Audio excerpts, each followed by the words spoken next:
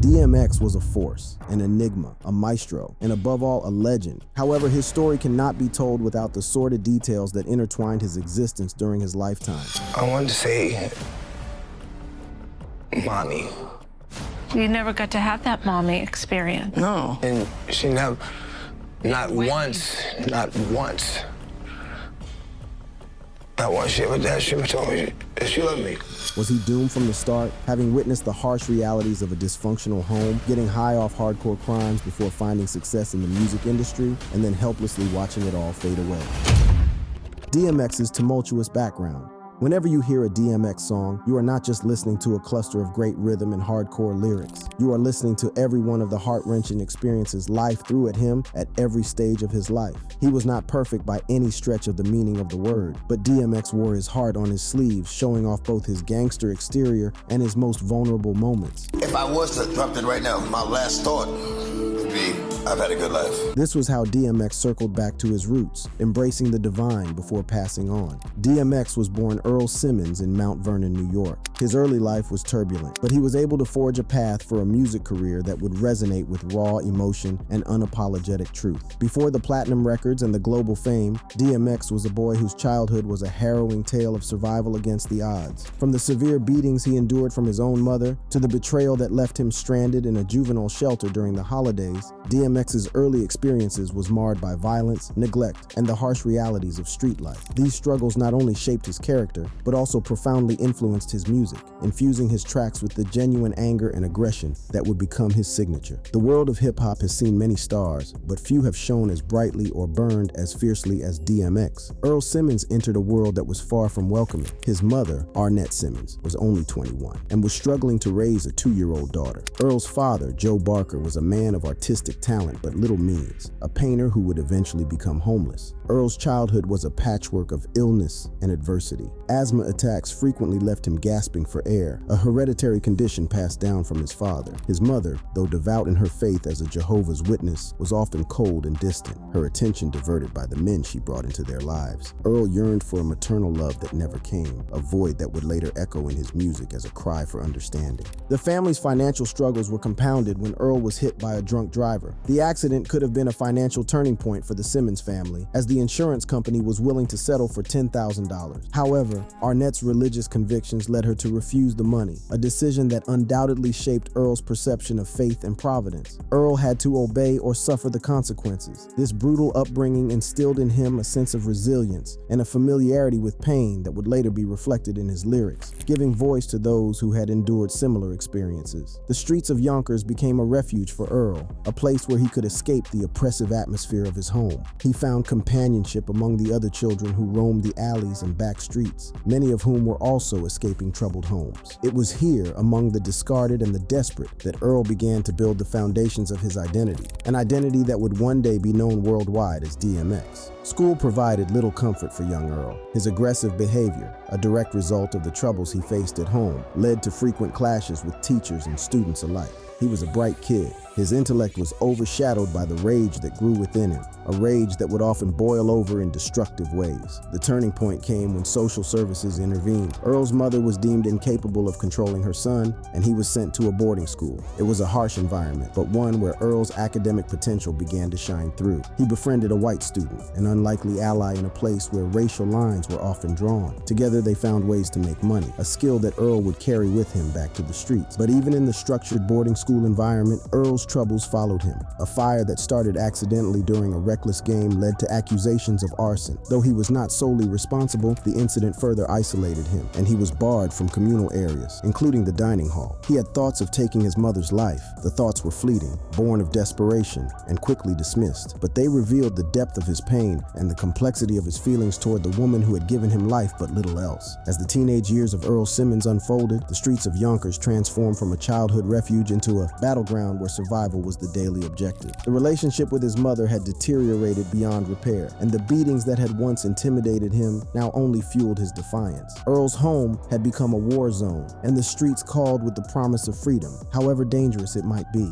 During these troubled years, Earl's journey into juvenile detention began, a rite of passage that would become all too familiar. Petty theft, truancy, and the inevitable confrontations arise when a young man's anger meets the harsh realities of street life. But juvenile detention was more than a punishment. It was the fire that forged Earl's resolve and sharpened his survival instincts. Amid his continuous venture into the world of crime, Earl Simmons was introduced to what would plague his life for a long time. Marijuana and crack cocaine entered his life, presented as false friends that promised comfort but delivered only deeper despair. The youngster was first introduced to crack and marijuana at 14 when he was hanging out with his much older mentor, Reddy Ron. Speaking in an old interview, he revealed that he had unknowingly accepted a laced blunt.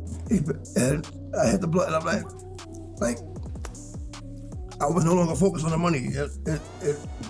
I never felt like this, like, it just me up. I'm like, After taking a drag, his life never remained the same. These early encounters with drugs would later become a recurring theme in his music, a cautionary tale included in elements of his lyrics. An emotional Earl shared during the interview, "I later found out that he laced the blunt with crack. Why would you do that to a child? He knew I looked up to him. Why would you do that to somebody who looks up to you? A monster was born. I wouldn't do that to my worst enemy, especially to someone that you supposedly love." Yet amidst the chaos of his teenage years, a pivotal discovery was made. Early Simmons started nurturing his love for music. It was a form of expression that resonated with his own experiences. He began to compose his own rhymes, finding in the art of wordplay a powerful outlet for the emotions that raged within him. DMX's career and nemesis. Earl's love and understanding of music started with beatboxing. This earned him respect among his peers, and he soon adopted the moniker DMX. This alias was a nod to the Oberheim DMX drum machine, known for its thunderous sound. This name would become synonymous with the raw energy that characterized his performances both on the streets and eventually on the world stage. The teenage years also saw DMX forming bonds with other aspiring artists, including Reddy Ron. Besides being DMX's mentor, Reddy Ron was a local rapper who recognized Earl's potential. Under Ron's guidance, DMX honed his craft, sharpening his lyrical skills and developing the distinctive growl that would become his trademark. But the path to success was far from straight. The cycle of incarceration and release continued, with each stint in detention further deepening the dangerous habits that would affect DMX throughout his life. Yet it was these very challenges that made his music authentic. His verses were not just words, they were lived experiences, a testament to a life marked by struggle and the relentless pursuit of a dream. His rhymes were raw, a reflection of the life he'd lived, and they carried a truth that couldn't be ignored. The Shelter's decision to release him after 18 months of good behavior was a turning point, but not the kind that led to immediate success. Instead, DMX returned to the streets to a life of petty theft and survival, his music the only constant in a world of chaos. The Yonkers Middle School he attended, notorious for its rough reputation, was another battleground where DMX's determination was tested. Here, he realized the limitations of his circumstances, that even academic achievement couldn't lift him from poverty. His mother's inability to provide drove him to take matters into his own hands, and he began to rob, to assert control over his destiny in the only way he knew how. But it was music that remained his true calling. In the early 90s, DMX's reputation began to grow in the underground rap scene of New York. His mixtapes circulated, and his name was whispered in the circles that mattered. The rawness of his voice and the intensity of his delivery all spoke to a life lived on the edge, to experiences that couldn't be faked. His talent caught the attention of the music industry, and soon, DMX found himself signed to Columbia Records' subsidiary label, Rough House Records. His debut single, Born Loser, was a glimpse of the unfiltered reality DMX would bring to the rap game. Though his stint with Columbia was brief, it was a stepping stone, one that would lead him to the doors of Def Jam, where his career would truly begin to shine. DMX, a rapper whose life had been a heap of trials and tribulations, was about to unleash a force that would echo through the history of music. With the release of his debut album, It's Dark and Hell is Hot, DMX catapulted from the streets of Yonkers to the forefront of the rap world. The album was a success, debuting at #1 on the Billboard chart. Tracks like Rough Riders Anthem and Get At Me Dog became street anthems, their beats and lyrics vibrating in clubs and cars across the nation. The album was a narrative of survival, each song a chapter in the life of a man who had stared down death and despair and emerged with a story to tell. But DMX was not content with resting on his first achievement. He released his second album, Flesh of My Flesh, Blood of My Blood, in the same calendar year. The album was a continuation of his success. It was also a further exploration of the themes of pain, struggle, and redemption that resonated deeply with his audience. It, too, debuted at #1. solidifying DMX's place among hip-hop greats and marking him as the first artist to release 2 #1 albums in the same year. The success of his music was mirrored in his ventures into the film industry. DMX's charisma and natural acting ability shone through in movies like Belly, Romeo Must Die, and Exit Wounds, where he shared the screen with stars like Jet Li and Steven Seagal. His foray into Hollywood was a bold expansion of his brand. During his career, DMX started a family and had 17 children with 11 women. The early life of DMX's children was an addition to his complex journey. They were born into a world where the spotlight shone brightly on their family, a reality that brought both privilege and criticism. Their upbringing included different experiences. On one hand, they witnessed the hard work and dedication it took to rise to the top of the music industry. On the other, they saw their father struggle with his personal demons in the public eye. They were exposed to the realities of the entertainment world from a tender age, learning early on that their father's public persona was just one facet of the man they knew and loved. Rapper DMX doesn't want to be known as a deadbeat dad, a druggie, or just a negative headline. It did not help that DMX began to fail in his duties for child support payment. As his children grew, they did so under the guidance of a father who knew the peaks and valleys of fame all too well. As the new millennium dawned, DMX's star continued to rise. His subsequent albums, And Then There Was X, The Great Depression, and Grand Champ, were commercial successes, with And Then There Was X going 6 times platinum. Grand Champ made history as DMX's 5th consecutive album to debut at #1, a streak unmatched by any other artist in the genre. DMX's achievements during this period were not limited to his music and acting. He became a cultural icon, a symbol of the power of perseverance and the possibility of transformation. His voice was not just a vehicle for his own experiences, but a voice for the voiceless, for those who had been silenced. Fans did not only relate with DMX's tough exterior and grit, but they connected with him on an emotional level. The late rapper was a rarity, as he did not mind expressing his emotions publicly. He didn't mind shedding tears in front of millions of fans, which set him apart. His impact on the industry was profound, influencing a generation of artists who saw in him a reflection of their own struggles and aspirations. Yet, even as DMX reached the peak of his career, the shadows of his past issues came back. The same intensity that fueled his art was a double-edged sword, one that would lead to encounters with the law and battles with addiction. But in these moments of darkness, the light of his achievements shone all the brighter. It was a reminder of the heights that can be reached when talent and determination meet. As the new millennium unfolded, DMX's career trajectory, once a blazing light across the hip-hop world, began to weaken under the weight of personal demons and legal scandals. In many ways, I succumbed to the pressure. I used drugs as a way out. The same streets that had given him the strength and authenticity that defined his music were also the cause of a series of challenges that threatened to overshadow his iconic achievements. Continuous struggle with the law. The turn of the century saw DMX struggling with the law, an issue that would become a recurring theme in the years to follow.